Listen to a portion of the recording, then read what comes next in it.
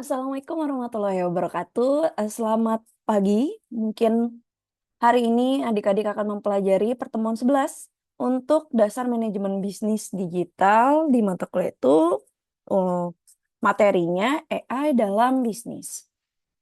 Jadi, kenapa sih peran AI dalam transformasi bisnis itu untuk yang terutama digital itu sangat berperan? Gitu. Nah, AI berperan penting dalam meningkatkan daya saing perusahaan, kemudian dia itu terus-terus berinovasi sampai sekarang. Bahkan sekarang mungkin lebih nggak kaku seperti yang awal mereka publish. Nah, ini sangat apa ya, kalau kita bisa bilang memungkinkan bisnis untuk beradaptasi lebih cepat terhadap perubahan pasar. Jadi kita lihat adalah mereka sekarang udah bisa riset, apa yang pasar mau. Setiap orangnya terdata dan kemudian mereka bisa membuat pengambilan kesimpulan dari kira-kira siapa sih, saingan kita gitu ya, untuk, rival kita gitulah ya kalau dalam di industri yang sama dari dalam bisnis tersebut. Nah, kemudian kita implementasi gitu ya. Dorong inovasi dan efisiensi. Nah, ini dapat menciptakan produk dan layanan yang lebih baik dari peningkatan pengalaman pelanggan. Contohnya sekarang ada chatbot ya. Kalau mungkin sekarang, chatbot atau helpdesk-nya istilahnya masih jelek gitu ya, mereka terus berkembang untuk menjawab pertanyaan kita yang memang to the point yang kita minta gitu ya. Bisa langsung, masuk ke dalam perkembangan tersebut. Nah, kita bisa membuat AI ini sebagai mitra, di mana, dalam strategi bukan hanya sebuah tren, bukan juga alat pengambil keputusan, dia hanyalah sebagai mitra atau teman kita, untuk berbisnis, untuk mendefinisikan ulang dari yang sedang kita lihat. Nah, mereka pun bisa membantu seorang si AI ini, dapat membantu seorang manajer untuk, mengidentifikasi peluang dan tantangan gitu ya, yang lebih cepat. Nah, alat pengambilan keputusan ini kita bisa lihat adalah untuk menganalisis data secara mendalam. Jadi memang kalau bukan sekedar tren, kita juga bisa lihat, peluang dan tantangan dari dalam dan lingkungan yang ada sekarang di media. Mereka kan langsung, menyimpulkan gitu ya si AI ini, membantu. Nah, dia juga kemampuannya juga dapat meningkatkan kecepatan dan akurasi dalam pengambilan keputusan. Karena kita tanya data A, mereka bisa ngasih datanya gitu ya. Yang tahun terbaru gitu, kalau misalnya yang pro ya, kalau yang kelas mungkin mereka nggak ngambil keputusan yang banyak gitu.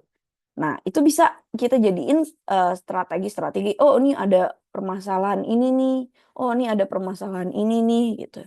Nah, itu yang bisa kita buat jadi suatu strategi dalam bisnis tersendiri.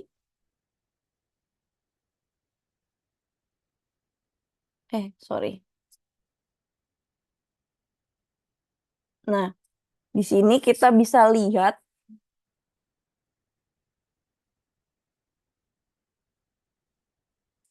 fungsi utama AI dalam manajemen, gitu ya. Ada otomasi, ada analisis data, ada pengambilan keputusan. Kalau otomasi, pastinya dia akan mengurangi waktu dan usaha dalam tugas rutin. Ada tahu contohnya? Misalkan di produksi gitu ya. Di produksi itu dalam manufaktur kan dia langsung, kalau dulu kita harus ngitung dulu berapa, kita harus lihat dulu. Kalau sekarang kalau udah mulai otomasi, mereka udah langsung, bisa nge-packing, nge-wrap gitu ya. Udah, di waktu yang, sama, dia pakai robot gitu ya. Nah, itu juga misalkan contoh laporan gitu ya, laporan, pajak. Sekarang udah pakai, kitanya tinggal input, terus mereka nanti tinggal eee, membuat laporannya dari pusat. Mereka udah dapat datanya langsung daripada kalau dulu kan ada orang yang memang membaca satu-satu. Kalau sekarang udah jadi laporan, kemudian mereka udah nggak perlu lagi untuk merekap satu-satu dari masyarakatnya sendiri. Kemudian ada analisis data. Nah, ini yang memang paling apa ya? Kalau sekarang gajinya lumayan besar gitu ya untuk big data.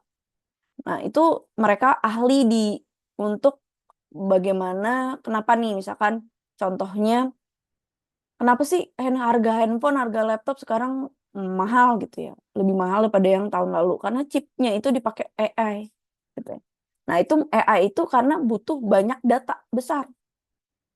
Nah, itu yang bisa untuk prediksi ke depannya karena wawasannya besar nih, makin besar gitu ya.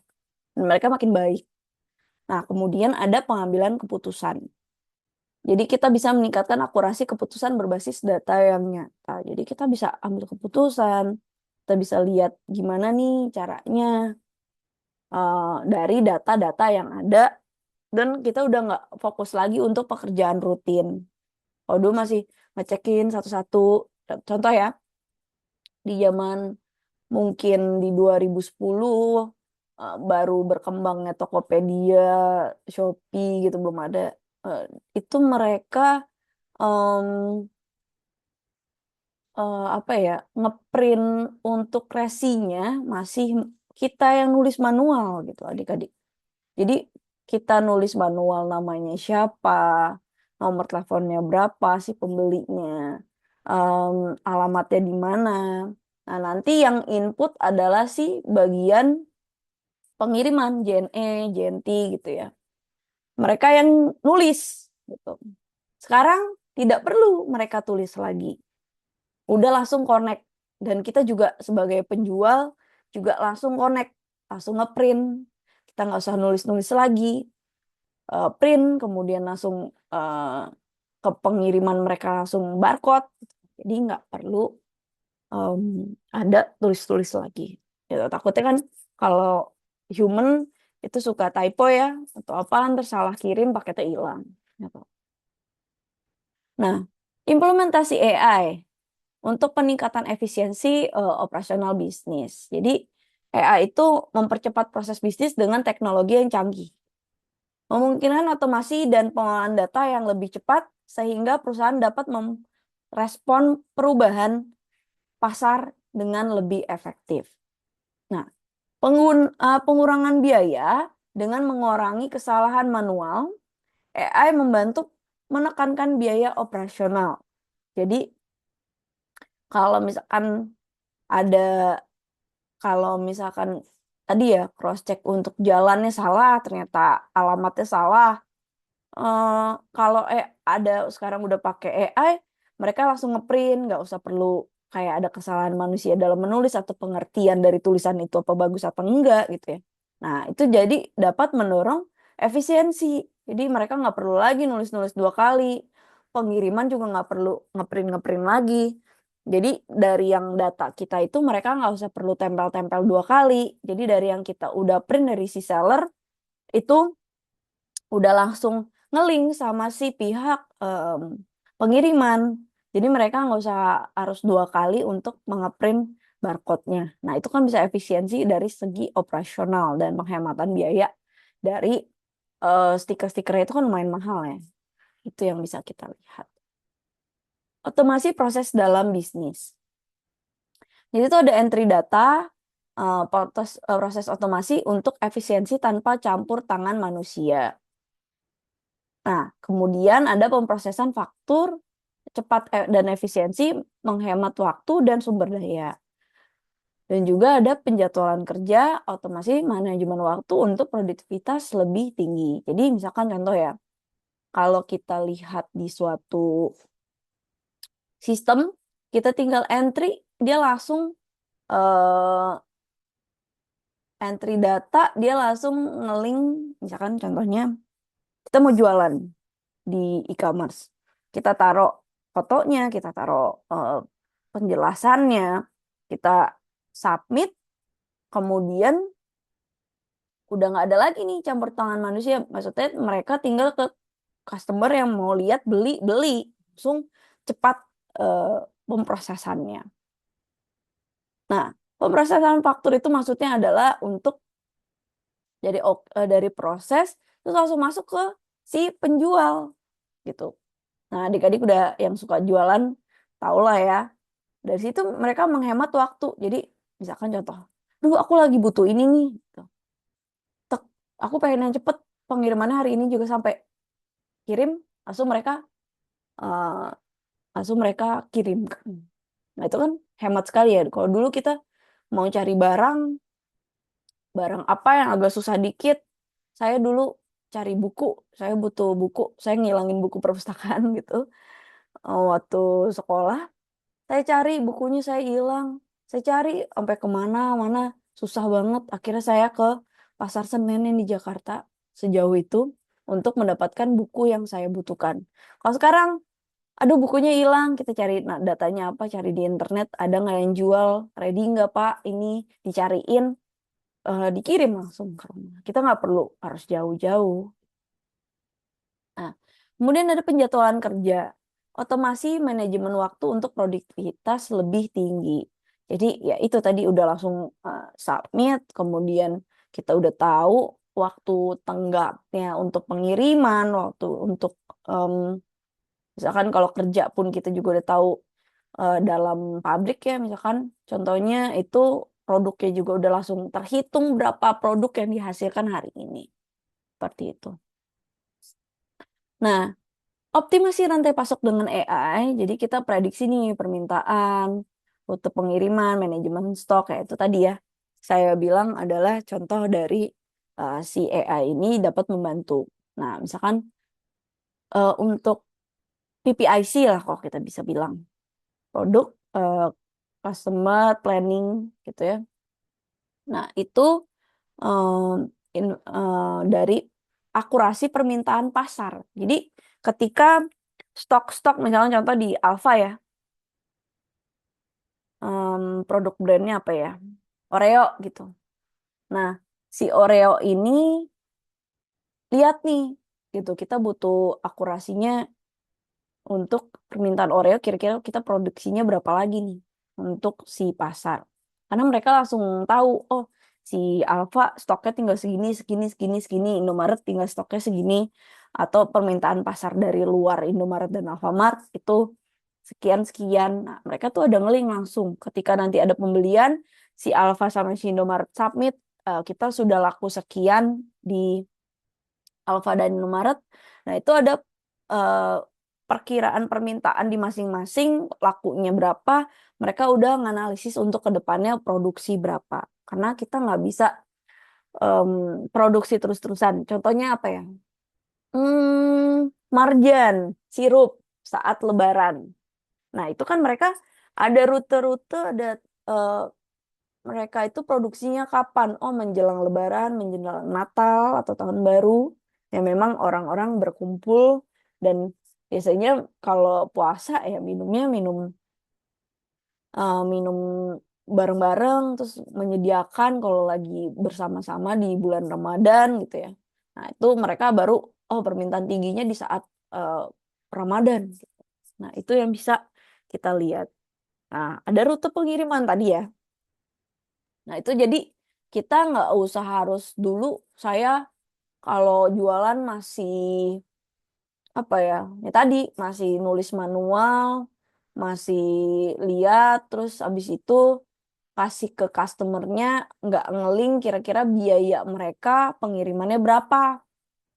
Nah, kalau sekarang kan kita udah bisa lihat ya, mau pakai A, B, C, itu ada pengirimannya sekian.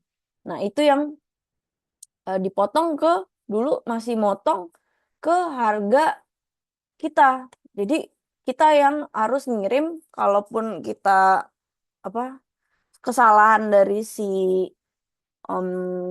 penjual, ya udah penjualnya yang salah dalam memasukkan pengiriman karena belum ada rute yang memang langsung nih harganya sekian gitu. Kelebihan dimensi kah atau kita salah tanggap untuk jadwalnya gitu, lokasinya.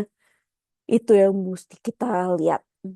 Nah, manajemen stok kita memastikan ketersediaan barang secara real time.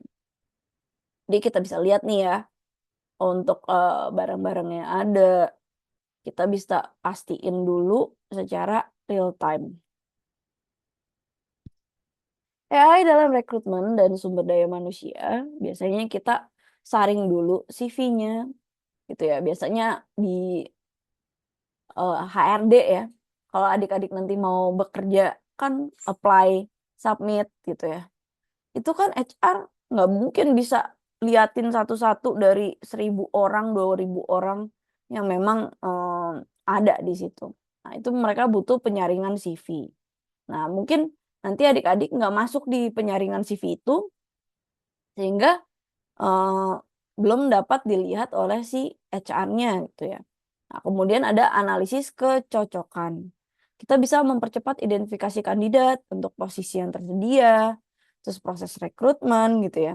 Nah, ini biasanya si AI udah dibantu. Nah, contohnya ya kalau zaman ibu saya dulu dia cerita, untuk penggajian masih manual, dikasih kertas terus dikasih duitnya cash gitu. Kalau sekarang udah tinggal transfer bank, langsung by chat aja nih, slip gajinya gitu ya. Udah langsung connect sama internet dari hasil, kita join gitu. Nah, itu yang bisa berbeda. AI untuk revolusi customer service. Nah, itu kan bisa responnya cepat, personalisasi pelanggan, beban kerja berkurang gitu ya. Untuk si customer, dulu kan mungkin customer bank aja banyak banget ya, customer service di bank. Sampai toko-toko banknya setiap itu ada. Sekarang coba kita lihat, sedikit kan? Nah, itu yang kita bisa lihat lagi. Kemudian ada, chatbot dan voice assistant. Jadi di mana ya biasanya kalau kalau pakai manusia kan kita nggak bisa 24 jam dalam 7 hari terus-menerus gitu ya, setiap hari, ready gitu ya. Kalau pakai manusia paling pakai 3 shift dan itu pun belum tentu, dapat membuat perusahaan, mengeluarkan untuk biaya customer service lebih besar. Kalau sekarang kan kita udah pakai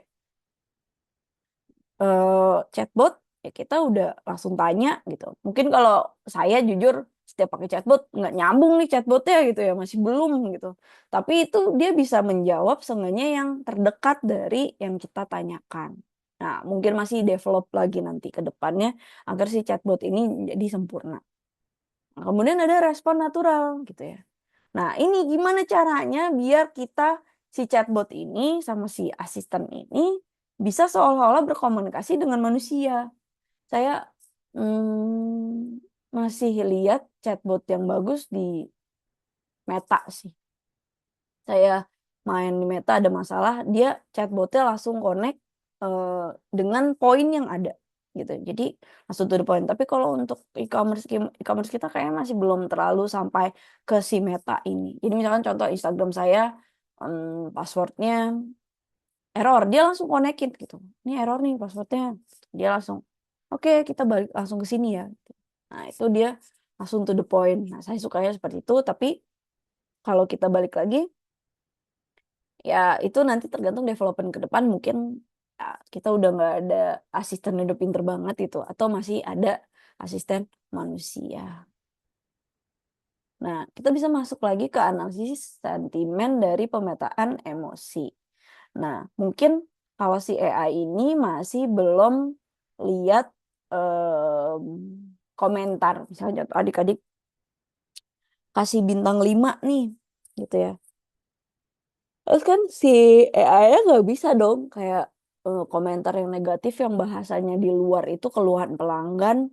Sebenarnya intinya apa sih keluhan pelanggan ini? Nah, itu mungkin masih ada, si bisnis analis yang untuk lihat, si pelanggan ini masukannya seperti apa, apakah positif apa negatif dari penjualan kita, gitu.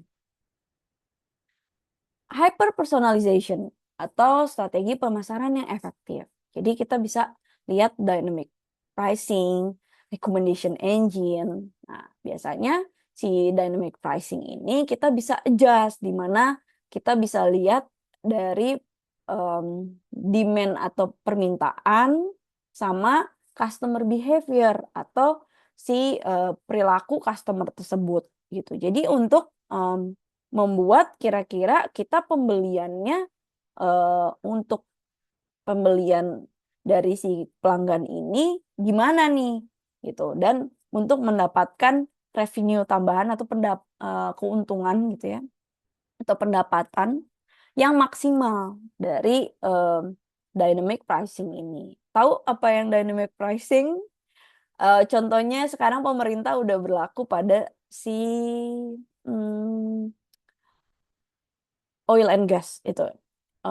Harga gas ngikutin fluktuatif, harga oli juga bensin juga yang selain yang pertalite ya, itu kan mereka fluktuatif setiap bulannya ganti-ganti.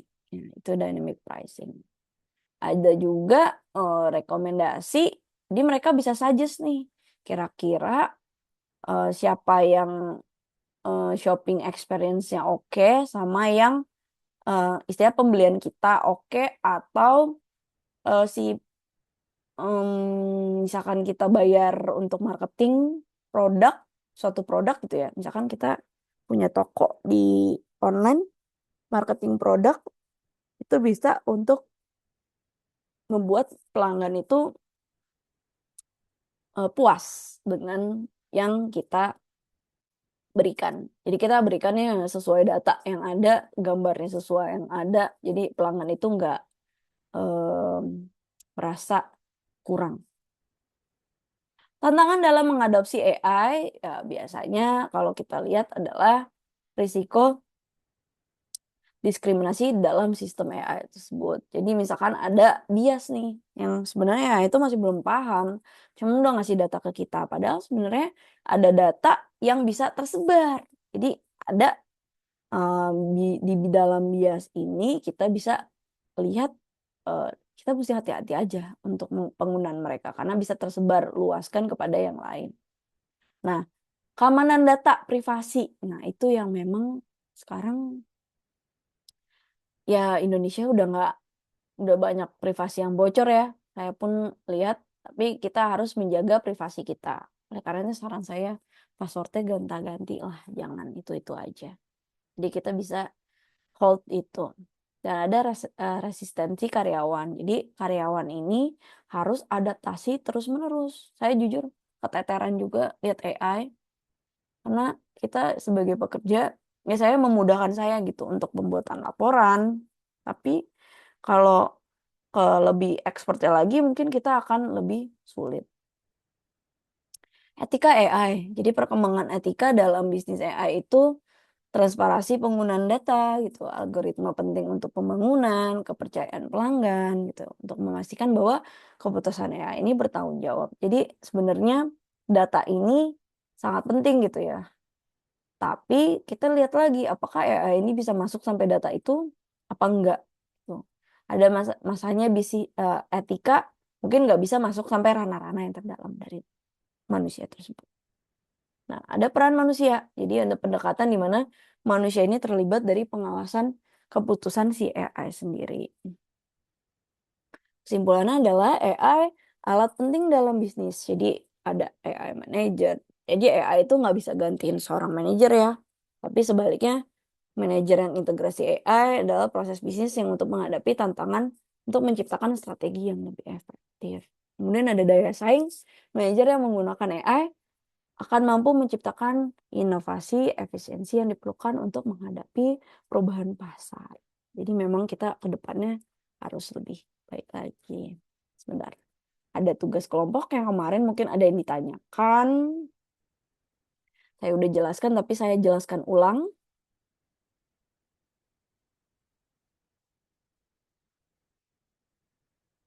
Jadi nanti tugas kelompoknya adik-adik juga buat poster, tapi saya mintanya video promosi. Pakai AI aja gitu ya. Kita buat visualnya dari poster-poster tersebut, kita buat jadi suatu promosi. Nah, kemudian kita gunakan si AI-nya ini untuk membuat copywriting dari atau caption sosial medianya.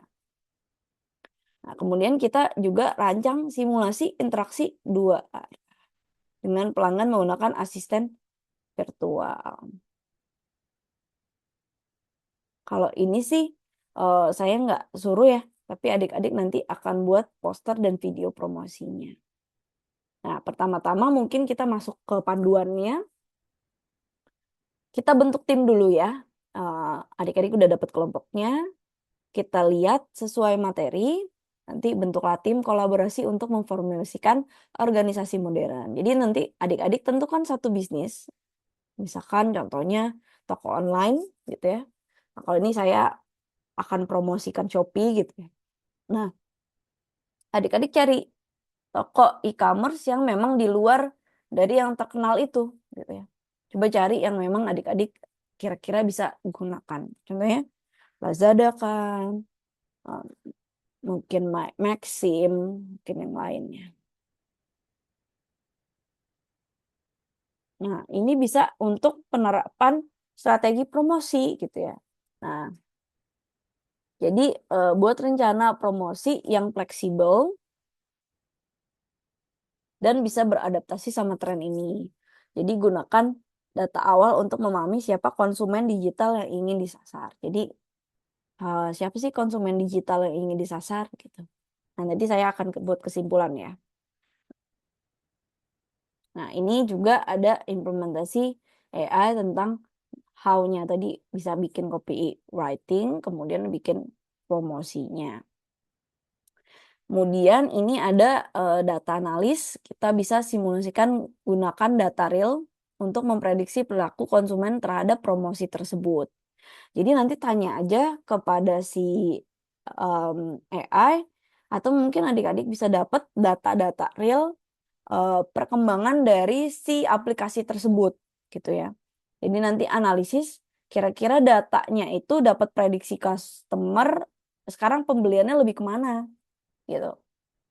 Alasannya apa dari pembukaan itu. Mungkin adik-adik bisa analisis ada sekarang Astro, aplikasi Astro ya, kalau search itu mereka untuk makanan gitu ya, untuk kebutuhan sehari-hari gitu.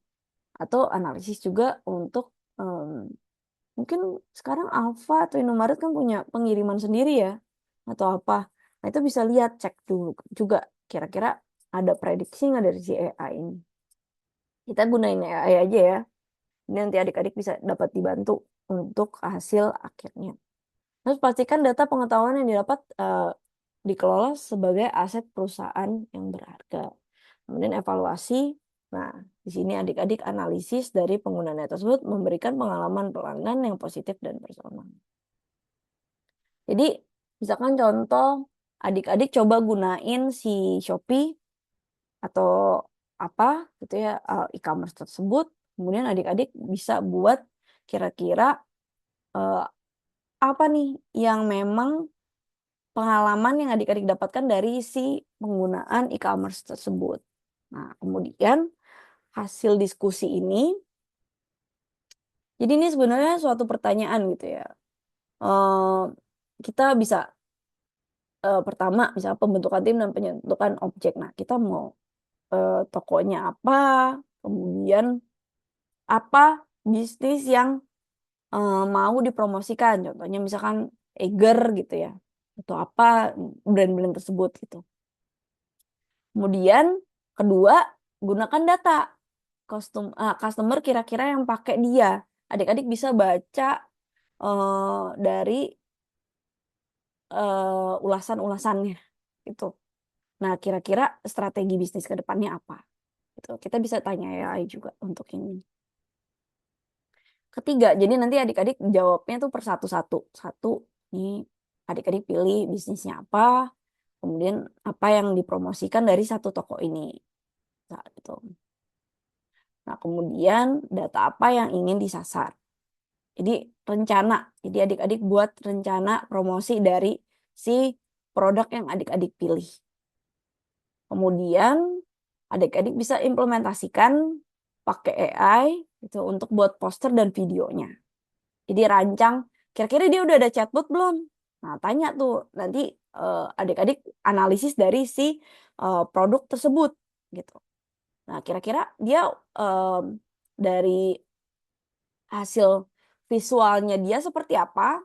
Nah, adik-adik lihat video promosi yang ada dari yang sekarang sama yang adik-adik rasa kurang. Jadi adik-adik bisa tanyakan ke AI, nah, pembuatan videonya ini oke apa enggak. Kalau misalkan menurut adik-adik oke, ya tinggal copy aja dari video yang ada. Tapi kalau misalkan enggak, pasti ada kekurangan dari situ. Atau menurut adik-adik, enggak lah, bosen gitu. Coba kayak gini. Gitu. Adik-adik mengarahkan untuk videonya harus seperti apa. Kemudian bisa gunakan data real time untuk prediksi perilaku pelanggan. Sampai juga ke analisis. Untuk data-data yang ini sebenarnya adik-adik nanti akan presentasiin dari 3 pilar tersebut gitu. Jadi dari yang 1, 2, 3, 4 itu adik-adik jelaskan kira-kira mau produknya apa istilahnya brandnya yang di online.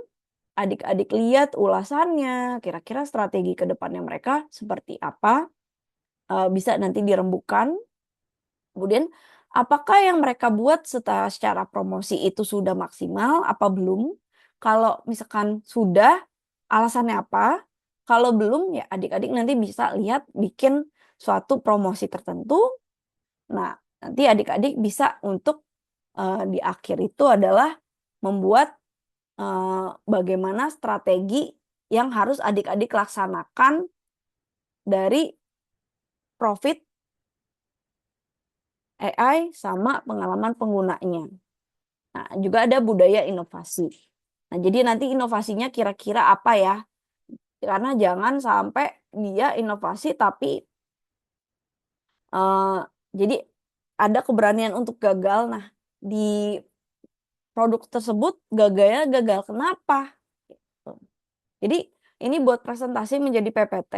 Jadi nanti adik-adik bisa deteksi kira-kira misalkan untuk membuat poster video secara singkat. Nah, ini sebenarnya adalah ketika nanti adik-adik lihat dari data yang kita udah dapat dari bisnis tersebut, kira-kira dari si copywriting yang udah disediakan AI,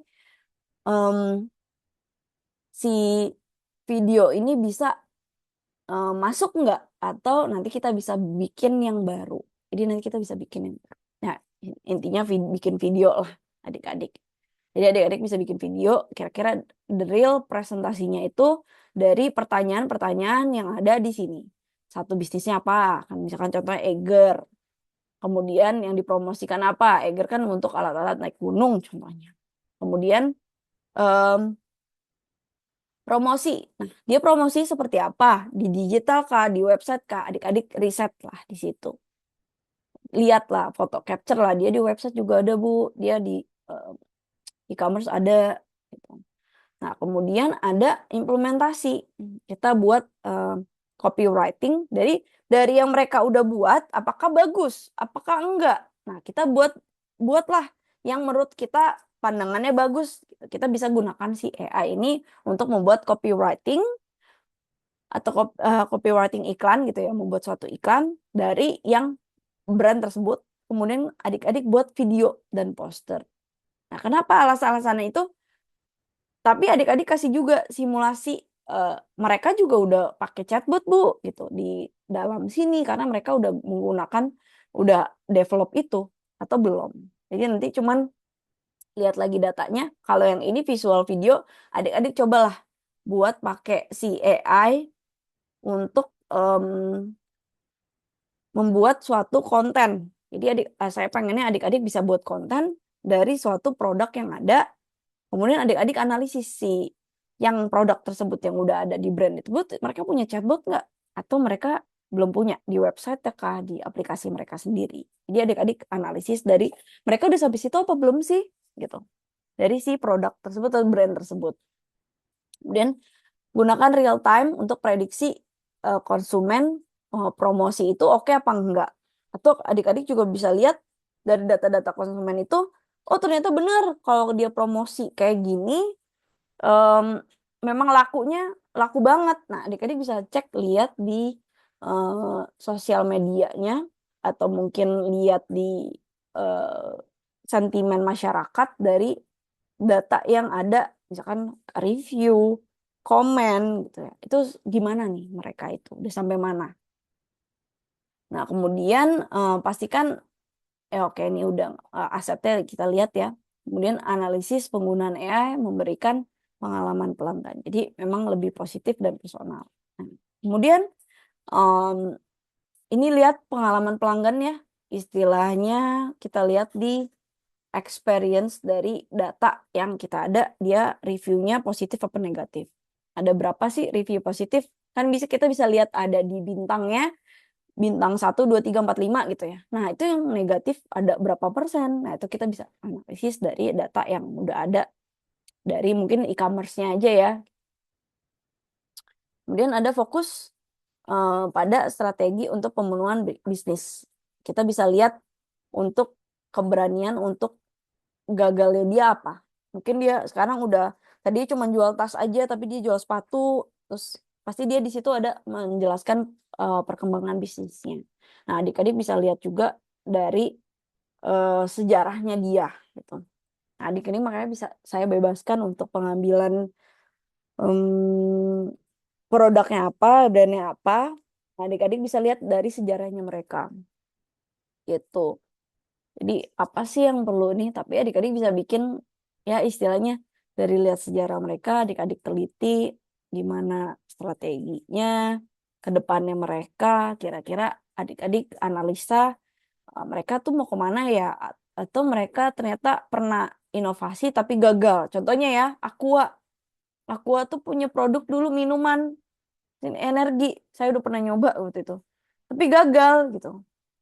Nggak laku karena terlalu mahal minumannya gitu. Untuk minuman manis itu, akhirnya dia tetap balik lagi ke air. Tapi air pun sekarang udah banyak ya saingannya. Nah, itu dia mau kemana gitu si Aqua ini. Gitu. Itu yang bisa buat adik-adik teliti. Dari sini nanti adik-adik presentasikan dari masing-masing yang ditanyakan. Jadi nanti buat satu bisnis, kemudian adik-adik masukin aja bisnisnya itu konsumennya siapa, targetnya siapa. Kemudian coba lihat ke AI dari caption yang ada di sosial medianya si toko online ini, apakah udah oke apa belum.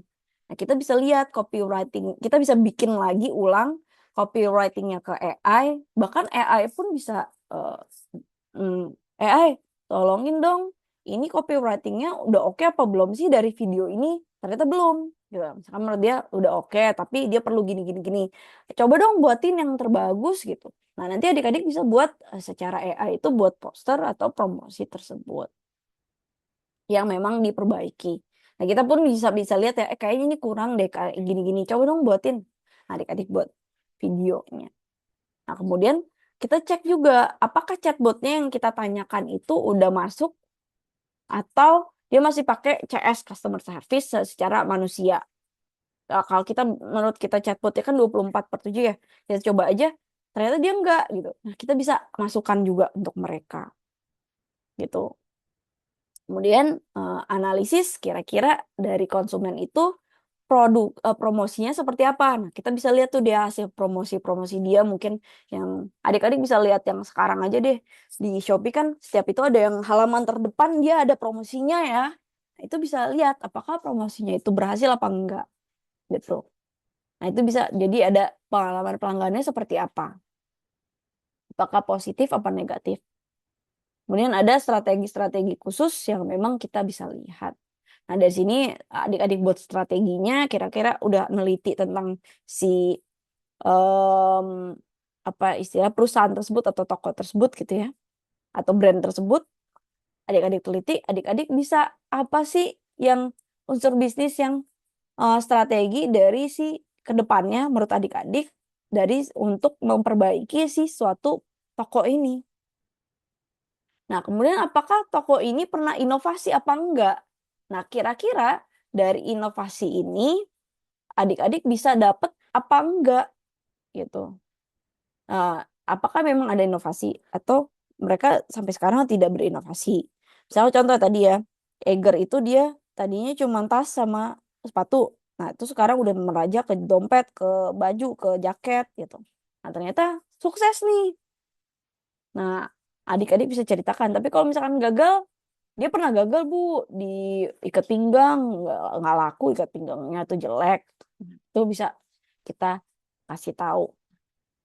Oke, mungkin nanti saya akan jelaskan kembali. Misalkan adik-adik ada yang bingung, tolong share aja karena nanti saya pun nanti kasih ke grup aja, saya akan jawab. Mungkin kalau di waktu yang memang tepat itu ya. Mohon maaf kalau misalkan agak slow respon karena mungkin lagi ada pekerjaan gitu ya sambil yang lain juga, tapi nanti saya akan jawab. Oke, terima kasih banyak. Assalamualaikum warahmatullahi wabarakatuh.